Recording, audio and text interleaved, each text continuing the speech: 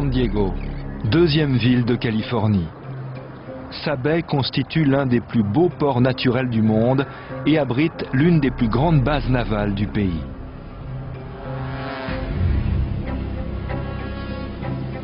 En 1994, des employés de la San Diego Fibers Corporation sont en train de trier des cartons dans un conteneur de recyclage. Lorsqu'ils font une découverte macabre. Deux mains d'hommes. J'ai trouvé ça un peu étrange au début. On ne découvre pas tous les jours deux mains humaines dans une poubelle. Nous avons recueilli les preuves comme s'il s'agissait d'un homicide ordinaire avec un corps entier. Or, nous disposions seulement des mains. Les radios révèlent une dégénérescence des articulations, ce qui indique qu'il s'agit d'une personne de plus de 60 ans. La taille des doigts et des articulations démontre qu'elles appartiennent à un homme. La main droite possède une marque distinctive. Le pouce est dépourvu d'ongles.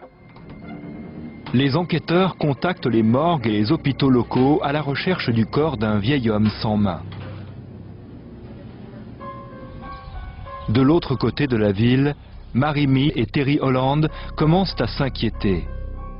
Elles n'ont pas eu de nouvelles de leur père, Don Hardin, depuis plus d'une semaine. J'ai contacté toutes les personnes qu'ils connaissaient pour leur demander s'ils l'avaient vu ou s'ils avaient reçu de ces nouvelles. Mais non, rien. J'ai commencé vraiment à m'inquiéter car je n'avais aucune idée de l'endroit où il pouvait être. C'est très difficile à expliquer. On ressent d'abord de la peur, puis de la colère, et finalement de l'inquiétude. La police fait immédiatement le rapprochement en apprenant que le pouce droit de Don Hardin est dépourvu d'ongles. Une comparaison d'empreintes confirme qu'il s'agit effectivement des mains de Don Hardin, un retraité de 74 ans, ancien pilote de la marine. L'assassin a-t-il tranché les mains de la victime dans le but de rendre sa dépouille inidentifiable? Mais pourquoi dans ce cas les a-t-il abandonnés dans un endroit accessible à tous? A-t-il été surpris en accomplissant sa macabre besogne? Ou espérait-il naïvement que les enquêteurs seraient incapables d'en tirer des indices? L'analyse radiographique révèle qu'elles appartenaient à un homme âgé de plus de 60 ans, et quelques jours plus tard, Mary Mead et Terry Holland signalent la disparition inexpliquée de leur père. Pour faciliter les recherches, elles indiquent que le pouce de sa main droite était dépourvu d'ongles. Fort de ces informations, les experts de la police scientifique procèdent à une comparaison d'empreintes digitales. Ils en déduisent rapidement que les mains coupées appartenaient à Don Hardin, le père des deux femmes, un retraité de 74 ans, ancien pilote de la marine. Ce fut un choc. J'avais l'impression de me retrouver dans un de ces feuilletons policiers au rabais. Ça n'arrive que dans les films. Nous étions complètement bouleversés. Les enquêteurs se rendent au domicile de Don Hardin. Il a visiblement été cambriolé. La télévision, le magnétoscope, le micro-ondes ont disparu, de même que son pick-up. Le programme de télévision est ouvert à la page du 28 mars. Il s'agit probablement du dernier jour qu'il passa chez lui. Les inspecteurs découvrent de petites gouttes de sang dans la cuisine. Les sols de la salle de bain et de la cuisine semblent avoir été nettoyés avec des détergents et de l'eau de javel. Nous ne voulions pas croire que notre père était mort. Il avait peut-être été cambriolé, il avait peut-être seulement disparu. On ne perd jamais espoir, jamais. Don Hardin est veuf. Il a déménagé à San Diego quelques années auparavant pour se rapprocher de ses filles. Ses voisins le qualifient d'homme grincheux et difficile à vivre, mais ses filles se souviennent de lui comme d'un père aimant. Chaque fois que l'on se parlait au téléphone, je lui disais « Je t'aime, papa », avant de raccrocher. Et il me disait « Je t'aime aussi, gamine. C'est l'un de mes souvenirs les plus chers. » Monsieur Hardin aide souvent les plus défavorisés. Il emploie des sans-abri pour effectuer de menus travaux chez lui et les héberge souvent dans le camping-car garé dans son jardin. Nous étions rassurés car quelqu'un pouvait immédiatement s'occuper de lui en cas d'urgence. Il n'était pas seul. Je me disais que c'était vraiment bien, car quelqu'un gardait un œil sur lui tout en lui tenant compagnie et en l'aidant. Il avait ainsi quelqu'un avec qui parler, c'était super. La police est à la recherche des objets qui ont été volés à M. Hardin. Nous avons retrouvé quelques affaires, son portefeuille, son permis de conduire et des médailles militaires. Nous avons exploité cette piste en espérant qu'elle nous mènerait jusqu'à notre suspect. Cependant, elle n'a pas abouti. Les objets ont été retrouvés dans une poubelle. Il était donc difficile de remonter jusqu'à un suspect potentiel. Les enquêteurs ignorent où se trouve le reste du corps de Don Hardin. La fouille de la maison indique qu'il a été cambriolé et agressé.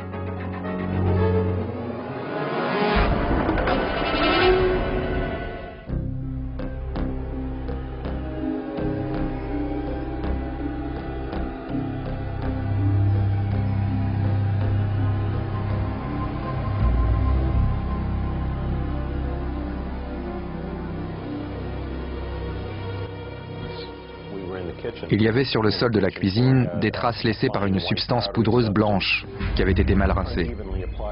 Quelqu'un avait vraisemblablement utilisé du détergent pour laver le sol. Nous avons remarqué du sang. Des gouttes de sang qui partaient de la cuisine traversaient le salon pour finir dans la salle de bain. Les enquêteurs repèrent une tache de sang derrière le panier à linge et des tissus humains dans la grille d'aération. Différencier les taches de sang de taches provenant d'autres substances, spécifier sang humain et sang animal, reconstituer le mode opératoire d'un assassin en étudiant la forme et la trajectoire des projections sanguines sont des techniques éprouvées puisqu'elles remontent au milieu du XXe siècle. Par ailleurs, des produits pulvérisés dans l'obscurité sur les scènes de crime permettent aux enquêteurs de révéler d'infimes traces de sang, même si les surfaces ont été nettoyées à grande eau à l'aide de détergents. Grâce au luminol, on peut déterminer s'il y a du sang sur les lieux du crime. Ce produit n'altère pas la composition du sang et n'endommage donc pas les preuves. Il nous permet d'essayer de reconstituer les faits. Cependant, on peut seulement supposer sans avoir de certitude absolue. On éteint les lumières après avoir vaporisé le luminol. Un appareil photo doté d'une pellicule de haute sensibilité photographie le résultat. Je n'avais jamais vu auparavant une luminescence de luminol d'une telle ampleur et d'une telle intensité. Le sol de la cuisine est recouvert de sang. Les inspecteurs trouvent aussi une traînée de sang partant de la cuisine en direction de la salle de bain, également recouverte de sang.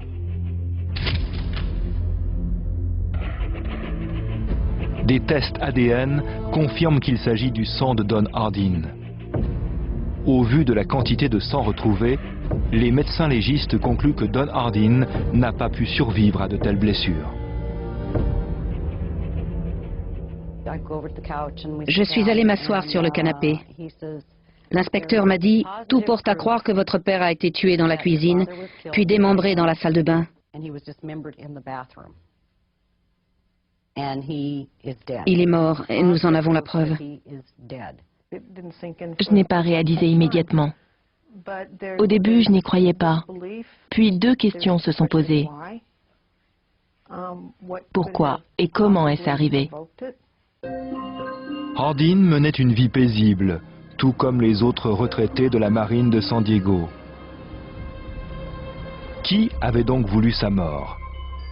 Qui en était venu à de telles extrémités pour dissimuler le meurtre? Le jour précédant sa disparition, des voisins affirment l'avoir vu en compagnie d'un des sans-abri qu'il hébergeait dans le camping-car de son jardin. Son nom est Dale Whitmer, un SDF de 41 ans. Son casier judiciaire indique qu'il a déjà été arrêté pour vagabondage et ivresse publique. Mais il n'a aucun antécédent de violence.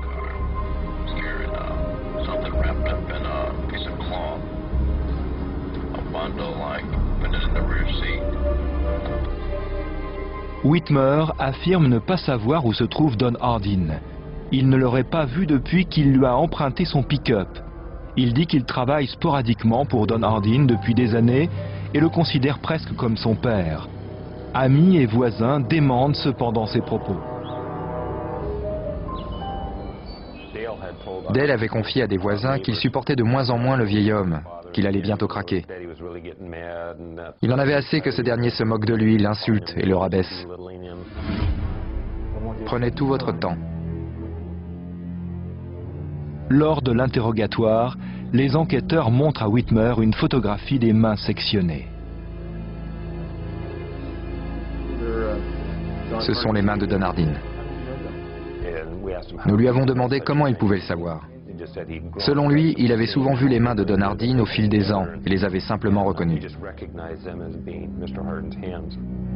Whitmer refuse cependant d'en dire plus. La police lui demande de passer au détecteur de mensonges, mais il refuse de nouveau. Les empreintes de Whitmer sont retrouvées dans la maison de Don Hardin. Mais étant donné qu'il travaillait occasionnellement pour lui, cela n'est nullement suspect. Whitmer était très nonchalant. Il avait pratiquement réponse à tout. Il nous a dit qu'il ne savait pas où se trouvait Don Hardin. Ce dernier l'employait de temps en temps et le laissait conduire son pick-up. Il lui aurait également demandé de prendre certains objets de sa maison et de les donner à des personnes démunies.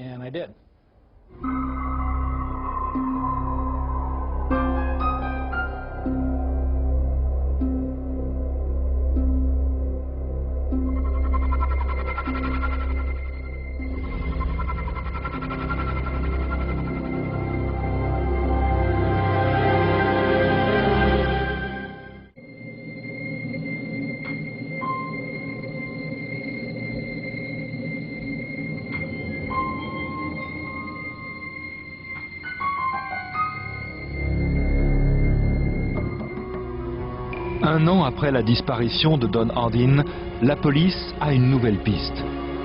Elle vient de recevoir une lettre anonyme donnant des détails du meurtre de Don Hardin.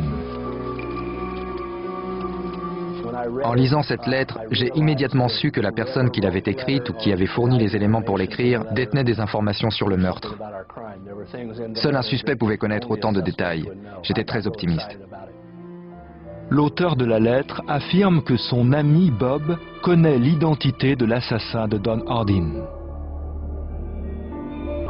Dale est le meurtrier. Dale détestait M. Hardin, car il le battait avec sa canne s'il ne travaillait pas assez.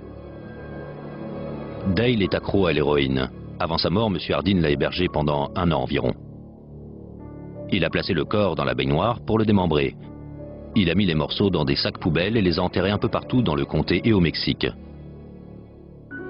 La police n'a jamais informé la presse du démembrement de M. Hardin dans sa baignoire. La lettre insiste bien sur le fait que Bob ne viendra jamais témoigner contre Dale Whitmer.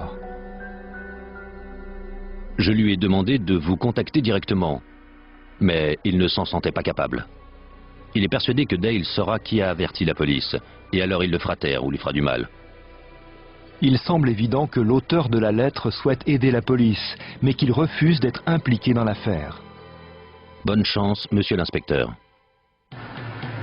Le bureau de médecine légale de la police de San Diego analyse la lettre et vérifie le cachet de la poste à la recherche d'un indice quant à son origine. Aucun timbre ne figure sur la lettre. Elle porte cependant la marque d'une machine à affranchir, semblable à celle qu'utilisent les entreprises. Chaque machine à affranchir imprime un numéro sur l'enveloppe. Il s'agit du numéro de série de la machine. Cependant, l'auteur de la lettre a recouvert ce numéro avec du correcteur blanc afin d'en dissimuler l'origine. Nous analysons les lettres à la recherche de preuves cachées, latentes ou, comme dans cette affaire, effacées. Nous trouvons souvent un élément nous permettant de remonter à leur source, mais ce n'est pas toujours le cas. La lettre anonyme envoyée à la police contient une information capitale. Elle signale en effet que le cadavre de Don Hardin a été démembré dans sa baignoire. Or, seule la police et les filles de la victime connaissent ce détail macabre. Celui que l'auteur de la lettre appelle Bob est donc un informateur digne de foi.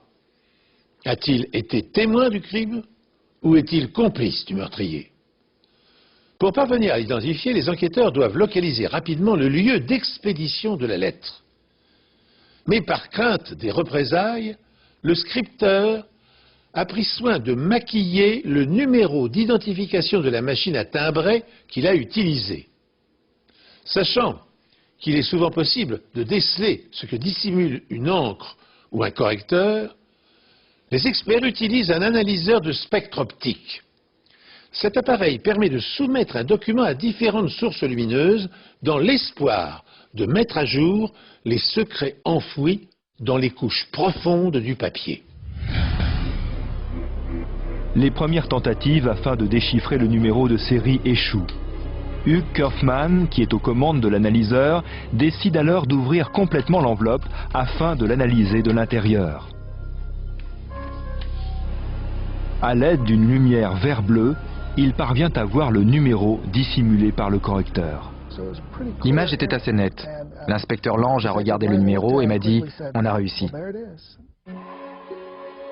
Le numéro de la machine à affranchir est 5197451. Les initiales PB figurant sur le cachet révèlent le nom du fabricant, Pitney Bowes. Le numéro de série indique le nom et l'adresse complète de l'entreprise qui a acheté cette machine. Elle appartient à Davis Capital Management, une société localisée à La Mesa, en Californie. Le directeur de la société est Mark Davis, également évêque d'une église mormone. Interrogé par la police, Davis avoue être l'auteur de la lettre anonyme. C'est un membre de son église qui lui aurait tout confié.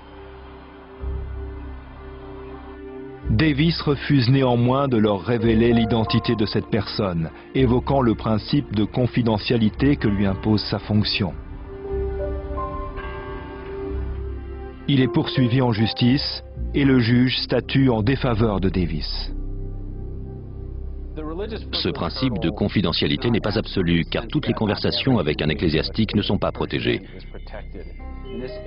Selon le juge, il y avait une excellente raison de ne pas retenir ce privilège dans cette affaire. La Cour déclare que cette information aurait certainement pu entrer dans le cadre de ce principe de confidentialité si Davis n'avait pas écrit de lettre à la police enfreignant de lui-même ce principe. Mark Davis se plie à la décision de la Cour et révèle l'identité de sa source. Bob n'est autre que la propre fille de Dale Whitmer, Andrea. C'était un témoin très délicat, difficile et sensible, car elle aimait son père, même s'il avait assassiné Don Hardin. Ce n'est évidemment pas surprenant. Elle ne s'attendait pas à ce que la police remonte jusqu'à elle et la cite à comparaître.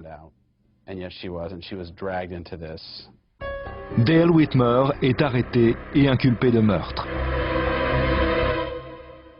Déclinez votre identité. Dale Calvin Whitmer. Le 15 septembre 1997, Dale Whitmer est jugé pour le meurtre de Don Hardin. Il plaide non coupable. Sa fille, Andrea, témoin clé citée contre lui, se trouve dans une situation délicate. Andrea Whitmer, la fille de l'inculpé, est une fervente chrétienne, membre de l'Église de Jésus-Christ des Saints des Derniers Jours, autrement dit, de la communauté mormone. Ses convictions religieuses lui interdisent de dissimuler la vérité et de mentir devant un tribunal. Mais, en révélant à un juge son terrible secret, elle trahirait son père et l'enverrait de longues années derrière les barreaux. Comme l'héroïne d'une tragédie antique, la jeune femme est face à un dilemme insupportable, tiraillée entre sa foi religieuse et son amour filial. Que va-t-elle choisir? Andrea décide de dire la vérité et confirme tous les faits décrits par Mark Davis dans sa lettre. D'après la lettre, Dale Whitmer est un héroïnomane, désespérément en manque d'argent.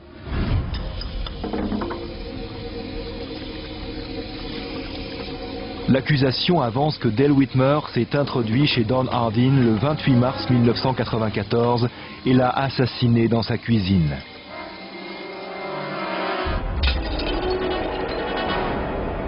Son mobile ?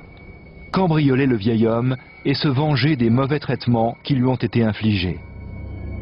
Les taches de sang retrouvées grâce au luminol indiquent que Don Hardin a été assassiné dans sa cuisine et démembré dans sa salle de bain.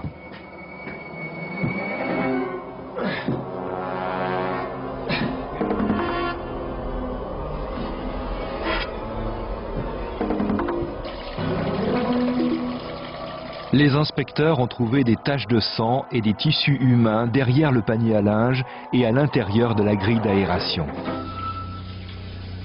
Whitmer a ensuite utilisé de l'eau et des détergents pour effacer les preuves.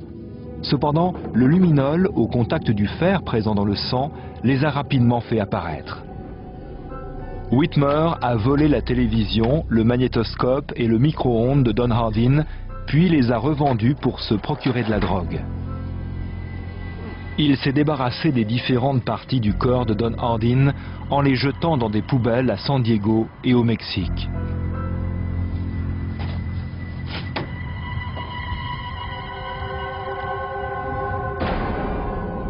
Seules les mains de Don Hardin ont été retrouvées.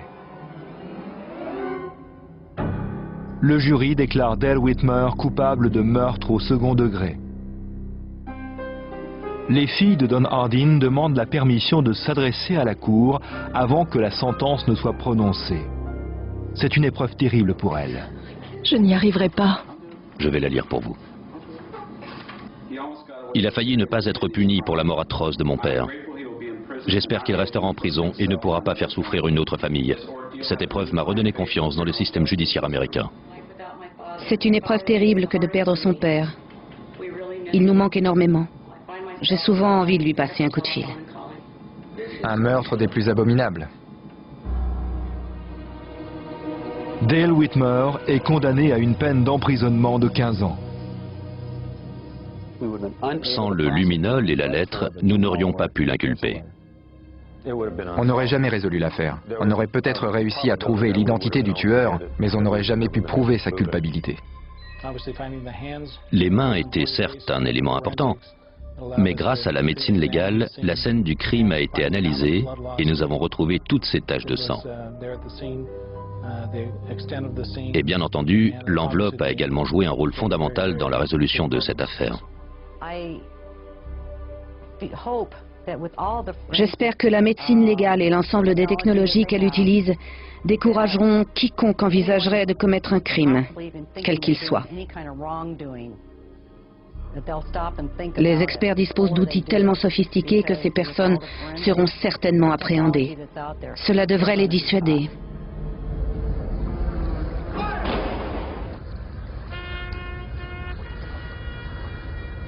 Après le procès, les mains de Don Hardin sont incinérées. La marine américaine disperse ses cendres en mer, au large des côtes californiennes.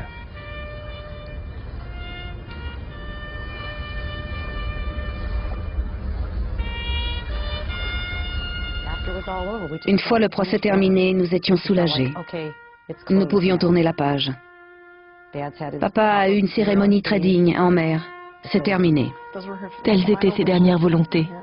Nous les avons donc exaucées. En 2006, au terme de 12 ans de réclusion, Dale Whitmer, le meurtrier de Don Hardin, dépose auprès de la Cour de justice de Californie une requête de libération conditionnelle. Il invoque son innocence et argue de vices de procédure au cours de son procès. Sa demande ayant été rejetée, il récidive l'année suivante, sans plus de succès. Pour justifier la décision de le maintenir en détention, le juge avance un certain nombre d'arguments. Bien connu des services de police depuis 1984, Dale Whitmer commit des sévices à l'encontre de ses enfants, alors âgés de 6 et 9 ans. 7 ans plus tard, il a gravement molesté sa fille en la frappant et en lui rasant le crâne, contre sa volonté bien sûr. S'il recouvre la liberté, ne mettra-t-il pas à nouveau la vie d'Andrea en danger, puisqu'il n'ignore pas que c'est sa fille qui l'a dénoncé? Ensuite, le refus de Whitmer de suivre un programme de réinsertion en prison prouve son absence de repentir et suggère qu'il pourrait récidiver. Enfin, le juge avance un dernier argument. La nature monstrueuse du crime témoigne d'une cruauté hors du commun. Libérer Whitmer représenterait un risque trop élevé pour la société. Nous nous retrouvons dans un instant pour une seconde affaire.